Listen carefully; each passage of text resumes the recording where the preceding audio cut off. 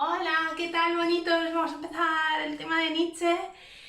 Bueno, os decía ayer en la clase online, por cierto, me hizo mucha ilusión veros y la verdad es que cuando tengo clase online con vosotros es como que el día se me hace más llevadero, ¿no? Como que el ver gente, el ver que estáis bien, que estáis siguiendo las clases, me tranquiliza muchísimo y me da mucha alegría. Así que quería deciroslo porque realmente me reconforta enormemente cuando tenemos clase online.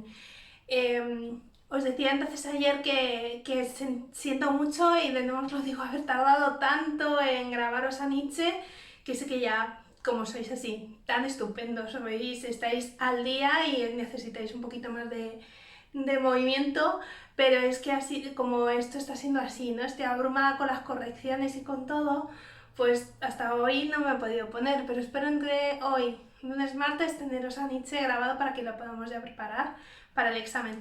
Bueno, Nietzsche, el tema 9, como os decía también ayer, tiene todos los problemas de la historia de la filosofía, es decir, desde los 5 problemas que estamos viendo, todos excepto la política, porque no tiene ninguna obra dedicada a eso, no era de su interés o no es que no le interesara su vida, la vida política, pero desde luego la filosofía de Nietzsche, aunque ha tenido muchas aplicaciones después, posteriores, políticas, como tal su obra no se puede interpretar desde ese sentido. Bueno, y última cosa que os digo es que me encanta Nietzsche, espero poder transmitiros lo mucho que me gusta, lo mucho que a mí me ha sugerido cuando le estudiaba y con todos sus pros y sus contras, su lado oscuro y todo, porque lo tiene, como todos los autores, pero incluso más por la forma de escribir que tiene y por cómo era su personalidad, pero que, bueno, va a poner sobre la mesa, y eso es lo interesante, temas que no se habían considerado hasta este punto de la historia de la filosofía. Incluso la propia filosofía en sí, su tarea, su labor, y a que la búsqueda de la verdad y que sea la verdad podría ser algo muy distinto a lo que veníamos pensando desde Platón. Entonces, como digo, un autor fascinante, espero meteros un poco de gusanillo con él y además, pues un autor junto con Marx quizá, los dos grandes referentes de la historia de la filosofía contemporánea, no solo a nivel filosófico, también a nivel, bueno, Nietzsche a nivel artístico también, a nivel político, que voy a decir, es que los dos, es necesario conocer algo de ellos para poder entender dónde estamos ahora. Bueno, entonces en este vídeo voy a hacer una introducción a Nietzsche, como siempre, un poco la influencia que tiene Nietzsche, en este caso de Schopenhauer sobre todo, y ya en el siguiente vídeo os voy a explicar la crítica que hace Nietzsche a la cultura occidental. Bueno, he hecho un esquema que creo que me ha salido un poco lioso, pero de verdad que no ha sido intencionado. Bueno, voy a ir siguiendo la flecha a ver si me seguís. Si, o sea, estáis en vuestra casa pensando, este se le da la pinza, si ella siempre hace esquemas muy monos. Pues sí, no sé qué me ha pasado con las flechas, que en fin, me he ido de las manos. Bueno, la filosofía de Nietzsche tiene una estructura bastante clara en el tema. Si habéis mirado el tema, y si no, espero que lo tengáis ahí al lado, tiene un grueso, o sea, una primera introducción, y luego tiene un punto muy largo, que es la crítica de Nietzsche a la filosofía, y bueno, a la cultura occidental en general. Y por otro lado, lo que sería la propuesta de Nietzsche, ¿no? O sea, la propuesta en valor frente a esa crítica que hace y todos los conceptos importantes de Nietzsche, la muerte de Dios, el superhombre y todo esto, ¿vale? Bueno, esto es lo primero que quería deciros. Nietzsche, al igual que hemos visto con Marx, es un filósofo que es muy crítico con la cultura de su tiempo. Y por eso cuando vamos a hablar de Nietzsche y de la crítica que hace Nietzsche a la cultura occidental o a la tradición, estamos hablando en un sentido amplísimo, es decir, a la tradición, a los valores sobre los que se sostienen todas nuestras creencias y nuestras ideas, y por tanto, cuando hablamos de la crítica a la tradición, hablamos de una crítica a la moral, a la religión, a la ciencia, a la filosofía, en fin, al conjunto, o sea, un poco al suelo donde estamos en general, ¿vale? Esto es muy importante. porque si no, no se entiende bien a Nietzsche. O sea, lo de que hace Nietzsche es, decía él, como una filosofía a martillazos, pero es que es tal así. Es como destruir el suelo, ¿no? Y volver a construir otra cosa. Y por eso es tan sugerente, tan criticado, y por eso pues tiene tantos fans como, pues eso, críticos a ultranza, ¿no? Vale, entonces, Nietzsche junto, esta flecha aquí, Nietzsche junto con Marx y junto con Freud, que los que tengáis psicología estaréis viendo a Freud, se califican y se clasifican dentro de la historia de la filosofía de acuerdo un poco a una etiqueta que puso un filósofo que se llama Paul Ricoeur, los filósofos de la sospecha. Qué sugerente este nombre, los filósofos de la sospecha, porque es verdad que si tienen como una puente común los tres, es esa crítica tan destructiva y la idea de que la cultura esconde algo que es enfermizo. Esa idea, lo que acabo de decir justo. Es de que todo lo que hay a nuestro alrededor parece fantástico, pero en el fondo no lo es. En el fondo hay como un síntoma, como una enfermedad cultural. Nietzsche lo va a decir mucho esto, los términos de la cultura está enferma, le pasa algo. Marx ya lo veíamos que igual la cultura, o sea, bueno, en este caso el sistema capitalista esconde, ¿no? Algo, esconde un mundo de contradicciones que no vemos, que nos pasan desapercibidos, tenemos una ilusión de la libertad, pero en realidad no la hay. Y con Freud, que no lo vamos a ver, pero sería un poco esta idea, que sé que algunos sí que la habéis visto y que os gusta, pues la idea de que la cultura ha hecho enfermar al ser humano, ha condicionado todos sus deseos, todos sus instintos, ha volcado todo eso en una apariencia que no somos, en fin, esa idea de que la cultura tiene algo enfermo y algo que cambiar. Bueno, la renovación que va a proponer Nietzsche es una renovación, por tanto, de la historia del pensamiento mismo. Entonces, lo que vamos a tener que incidir mucho es en la cuestión del ateísmo. El problema de Dios, cuando os lo pregunten en el examen de la EBAU, si os preguntan el problema de Dios, la edad contemporánea, pues todos tenemos claro, yo tengo claro, vosotros también, porque yo soy la gurú del grupo, tenemos que hacer a Nietzsche porque nadie ha incidido tanto en la cuestión de Dios como él. Yo creo que de todos los autores que yo he tratado en la historia de la filosofía, el ateísmo en un sentido tan estricto solo se lo conozco a Nietzsche. O sea que realmente él va a incidir mucho y la idea de la muerte de Dios ya nos da un poquito la pista de cómo eso es necesario para cambiar algo. Bueno, y por último, la interpretación de Nietzsche. Mirad, la interpretación de Nietzsche es otra de esas cosas que son tremendamente complejas, tiene una complejidad enorme. Primero, ¿por qué? Pues esto es opinión personal mía. Después de leer mucho a Nietzsche, os juro que me he leído, no sé, prácticamente todo lo que tiene. Me encanta, pero tiene muchísima complejidad. ¿Por qué? Porque por su forma misma de escribir, por su forma misma de expresar sus ideas. No son tratados y además me gustó ayer, paréntesis, cuando me dijisteis, profe, hemos leído el texto de Marx y qué diferencia hay entre Marx y los otros autores, ¿no?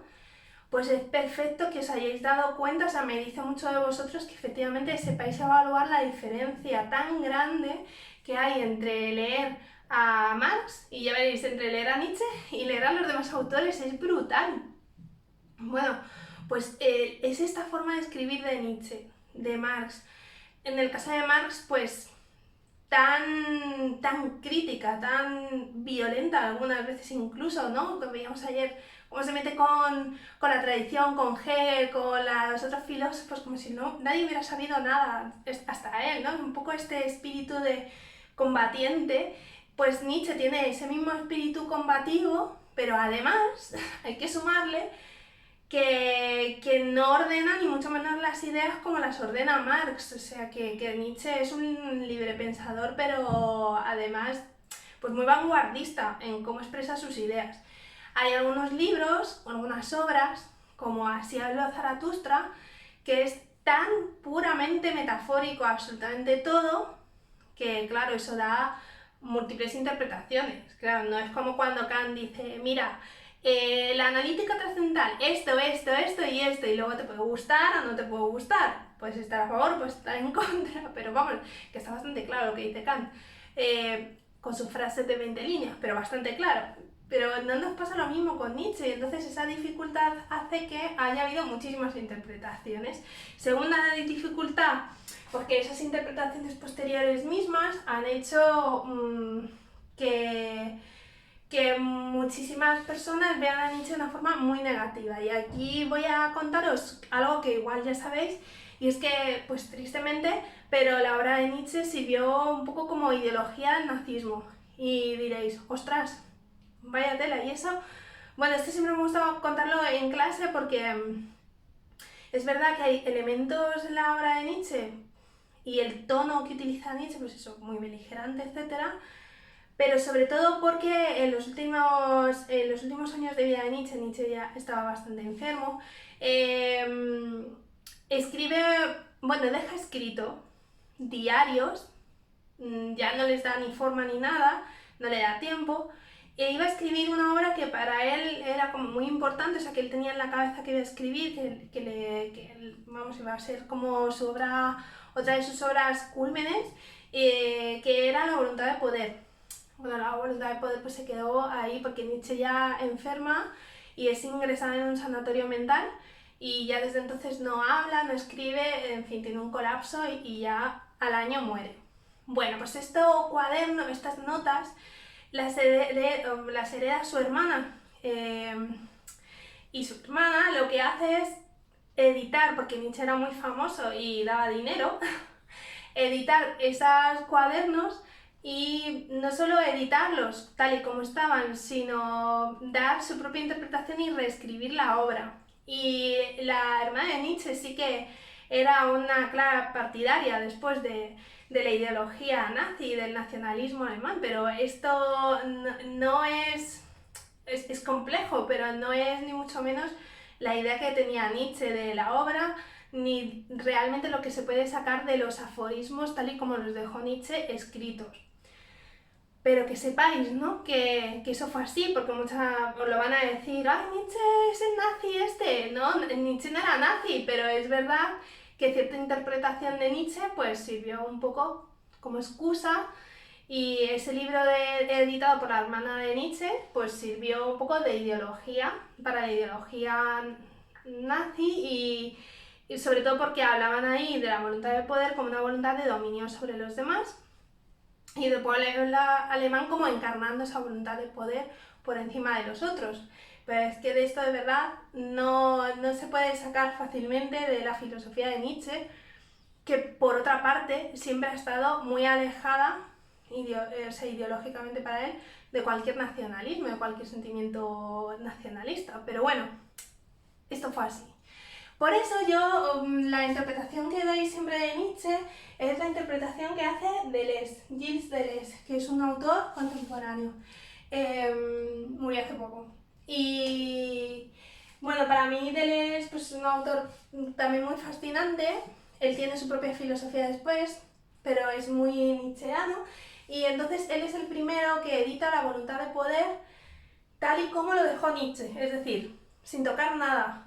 Coge los diarios, lo edita, esto es lo que dejó Nietzsche y aquí tenemos que interpretar.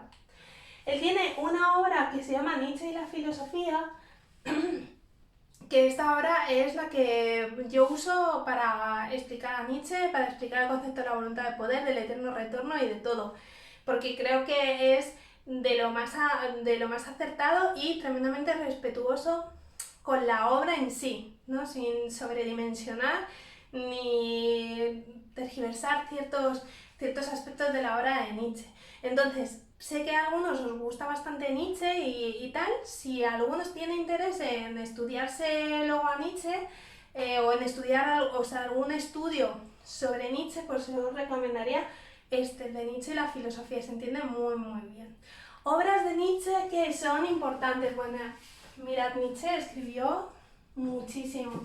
para lo joven que muere con 50 años más o menos. Había escrito un montón, pero además es que escribe desde que es muy pequeño, eso es muy curioso. Desde siempre está escribiendo, desde que era un niño. Y sigue así, se escribía muchísimo, a pesar de que él estaba bastante enfermo de siempre, desde que era pequeño, tenía muchísimos dolores de cabeza, yo creo que lo que hoy llamaríamos migrañas, ¿no? Que le tenían en la cama día sí día no. De hecho, fue a la guerra franco-prusiana, pero se tuvo que venir, porque realmente es que no, o sea, no tenía una condición física de salud respetable, diríamos, ¿no? Y es verdad que la vida de Nietzsche está muy marcada por ese dolor físico. Y sin embargo, y esto es lo que a mí me gusta, él transforma todo ese dolor en algo vital. O sea, para nada vamos a tener una visión pesimista de la vida, es todo lo contrario. Y como él saca de toda esa experiencia del dolor y de su propia condición física un mensaje, pues para mí enorme, ¿no? De amor a la vida y de amor a uno mismo, y todo lo contrario de lo que se podría pensar en un principio de una persona que sufre tanto desde que es tan pequeño, que pierde a su padre cuando él era muy chiquitito. En fin, una vida compleja, pero un pensamiento positivo. Obras de Nietzsche, ¿qué es lo que iba a decir? Que me enrollo. Pues tantas, yo qué sé, El nacimiento de la tragedia es una obra que tenéis que saber, porque, como voy a explicar en el próximo vídeo, es la primera obra de Nietzsche, hay que mencionarla porque ahí es donde empieza Nietzsche a hacer una crítica a la cultura occidental, y es la primera obra así que se conoce, a ver, que le da un poco de reputación, o que se comenta, una obra muy polémica, se comenta bastante. Bueno, El nacimiento de la tragedia. Bueno, se ha hablado así de Así habló Zaratustra, que quizás sea la obra más conocida de Nietzsche. Nosotros tenemos que leer un pedacito de La Bella Ciencia, que esto significa la ciencia alegre, ya veis qué bonito el título, la ciencia alegre. Y nosotros nos tenemos que leer el libro quinto. Muy bonito, vamos, a mí me gusta mucho, os va a gustar, ya veréis. Y luego, ¿qué más destacaríamos de Nietzsche? Bueno, hay uno muy importante que se llama La genealogía de la moral.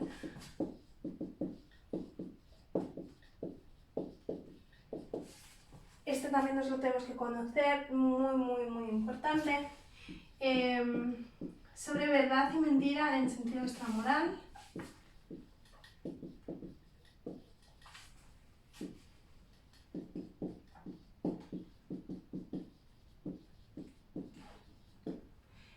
Más allá del bien y del mal.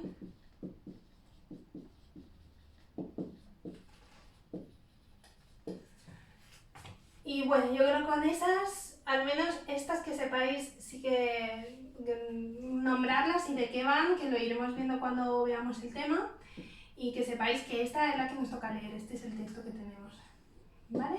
Si a alguien le gusta Nietzsche y quiere empezar a leerlo, yo aconsejo empezar por aquí, porque es un tratado muy cortito y da unas cuantas ideas ya fundamentales de su pensamiento, y es muy bueno.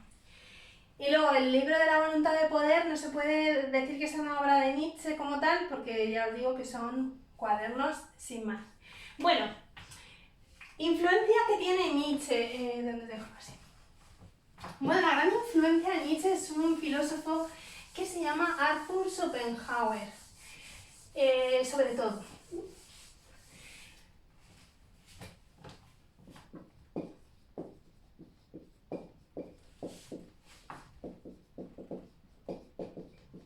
Bueno, sobre todo el Nietzsche más joven.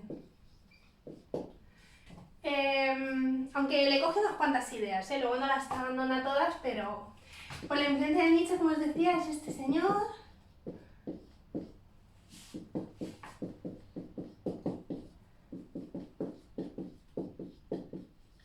Arthur Schopenhauer. Bueno, Schopenhauer era pues ya un autor, estamos en el siglo XIX, es un autor que coincide en fechas con Hegel, que a Hegel lo veíamos un poquito con Marx.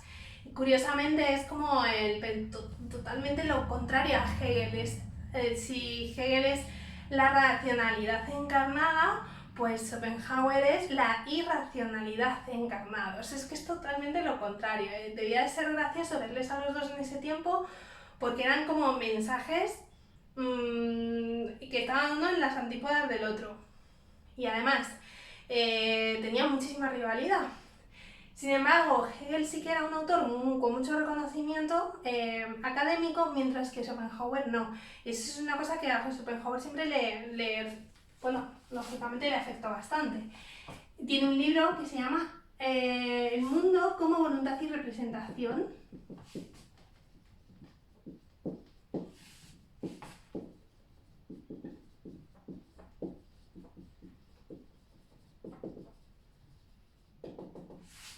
Que es su obra magna.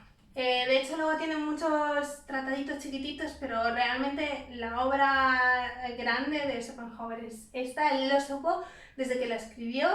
De hecho, luego la fue agrandando y cambiando cosas, pero en síntesis esta es la obra, bueno, en síntesis que tiene 1000 páginas, pero en síntesis que esta es la obra magna de este autor. Bueno, lo que dice ahí Schopenhauer es que este concepto no se ha tomado dentro de la historia de la filosofía como algo importante, el concepto de la voluntad, pero que sin embargo, si toda la tradición filosófica ha pensado en general, vamos, estamos hablando como muy en general, que es la racionalidad, digamos, que es la que mueve el mundo, o que es la que hace que las cosas tengan una coherencia, un sentido, y que todo esté ordenado, lo que dice Schopenhauer es que no nos engañemos, porque la realidad es tremendamente compleja y la realidad se vincula, o más bien es coincidente y se identifica con el concepto de la voluntad.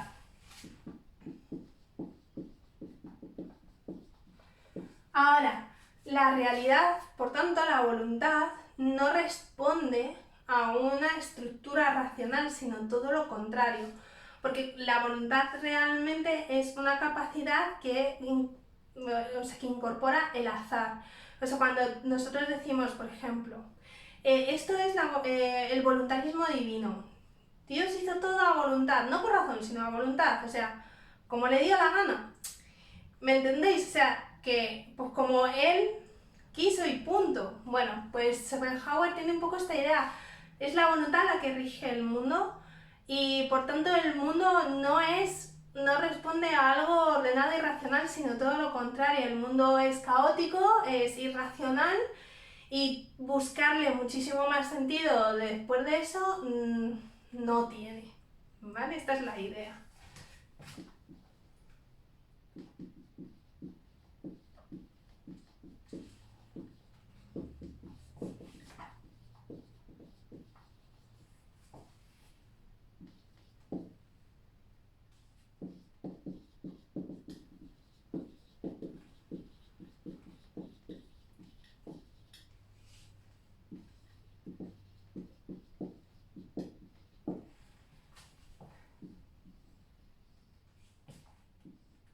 Bueno, y esto es lo que uno de los elementos fundamentales en la filosofía de Nietzsche. Claro, lo que hace Schopenhauer de alguna forma es oponerse a la tradición.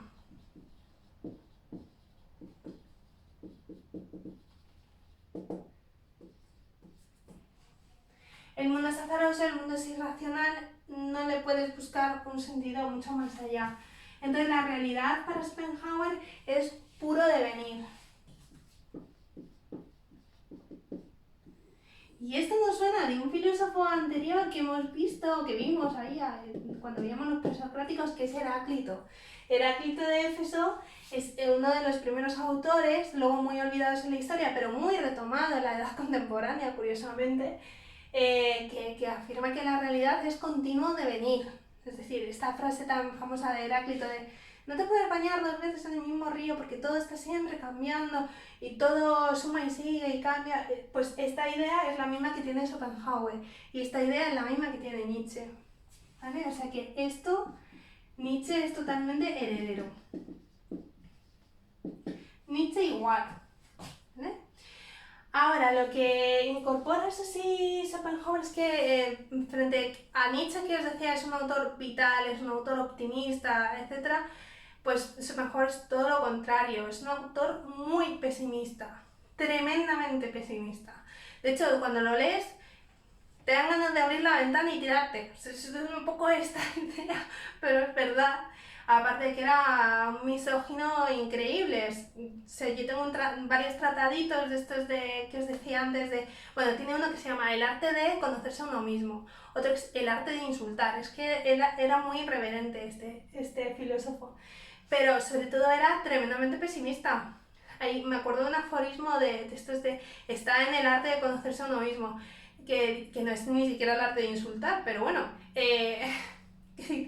si haces 6 partes de la humanidad, 5 no valen para nada, o sea, 5 te sobran. Total, personas valiosas hay 4 en el mundo, todo lo demás lo puedes aniquilar y es que te daría igual. Os hagáis un poco esta idea de la posición tan, bueno, pues tan misógina y tan irreverente que tiene Schopenhauer y tan pesimista. Pesimista hasta el punto de decir que la vida no vale para nada, o sea, que realmente incluso la muerte, ¿no? O sea, sería la salida, pero ni siquiera, luego dice, pero ni siquiera, porque o sea, ni siquiera puedes valorar el suicidarte, porque como la voluntad es tan irracional y caótica, lo mismo vuelves como a exponerte al mundo, o sea, vuelves de nuevo a la realidad, pero de otra manera, o sea que de alguna forma no hay manera de escapar, él lo ve como una trampa todo esto. Y eso es lo que a Nietzsche no le gusta nada de Schopenhauer, porque Schopenhauer llega al final como a una vida hiperestoica de... ¿Os acordáis que los estoicos decían que no había que desear, ¿no? Pues esto, pero llevado un poco al límite, ¿no? De la figura del asceta, del que no siente nada, del que se evade del entorno, porque esa es la única salida que queda para Schopenhauer. Esto de no abstraerse por completo de la realidad que nos rodea. Y esto a Nietzsche no le gusta. No le va a gustar porque, como vamos a ver ya en el próximo vídeo, todo lo que nos evade de esta vida a Nietzsche no le gusta. O sea, que la tradición filosófica va a decir él, se ha fundamentado un poco en la idea siempre de otro mundo, otra realidad, otra cosa que no es la vida presente. Y al fin y al cabo, Schopenhauer, aunque dice Nietzsche, empieza muy bien, es decir, recabando algo de que estaba olvidado en la historia de la filosofía, y es que esto también es importante, y que el devenir realmente es lo que nos rodea constantemente, pues al final lo que no le gusta nada de Schopenhauer es esa evasión de la vida. O sea, que Schopenhauer empieza bien, pero acaba, va a decir después Nietzsche, en los escritos ya de madurez, acaba volviendo a ser tradición occidental pura y dura y sin más. También os hablo ahí, es una pena que no estemos en clase porque si no os pondría un poquito de música, os hablo de Wagner. Wagner es una de las grandes influencias de Nietzsche, también del Nietzsche joven. Y bueno, pues Wagner empieza de alguna forma en comprensión, en la cabeza de Nietzsche, también a tirar el arte por este lado, ¿no? O sea, por el lado de la indeterminación, de lo irracional. Él piensa que las óperas de Wagner tienen una fuerza, ¿no? Son representación de la voluntad realmente. Y de alguna forma para el Nietzsche joven, pues esta misma idea expresada en la música, para él, pues Wagner fue muy importante. Sin embargo, si leéis algún día a Nietzsche, en prácticamente todos los escritos de Nietzsche aparece Wagner y aparece no para decir cosas bonitas de él precisamente, sino también para situarlo en el suelo de la decadencia de la cultura y bueno, como prácticamente pues el culmen de lo peor de la tradición cultural. Si es verdad que no se sabe muy bien, o yo quizás se sepa bien, no lo sé, que no lo he leído quizá, no sé si es una cosa más personal o qué fue, porque es verdad que tenía mucha amistad y parece que ahí la cosa, algo no funcionó. Y desde entonces la verdad es que la rivalidad entre los dos era evidente. Tengo Lo que pasa es que no estaba en clase, pero tengo un disco de Nietzsche. Y diréis, ¿en serio? Pues os lo juro, me lo pasó un profesor que yo tenía en la facultad. Y porque a Nietzsche le encantaba la música y le habría encantado ser músico, pero es que no tenía talento. Y yo creo una de las teorías que se tienen de la rivalidad entre Wagner y Nietzsche es que Nietzsche le presentó a Wagner sus obras y Wagner creo que dijo, menos mal que te dedicas a la filosofía porque tío, esto no es lo tuyo. La verdad es que es como muy sosillo, como un pianito y tal, pero que sepáis que en mi poder existe ese CD. Bueno, es que está en CD porque hace unos años no teníamos, no usábamos así YouTube ni pendrive ni cosas de estas. Entonces lo tengo ahí en un CD que bueno, que os guardo con mucho cariño, que lo sepáis. Bueno, y hasta aquí la introducción a Nietzsche. Siguiente vídeo, que probablemente me va a quedar largo, pero vamos a intentar abordar todo el punto segundo, me parece, que es el de la crítica de Nietzsche a la filosofía occidental. Os dejo y ahora vuelvo.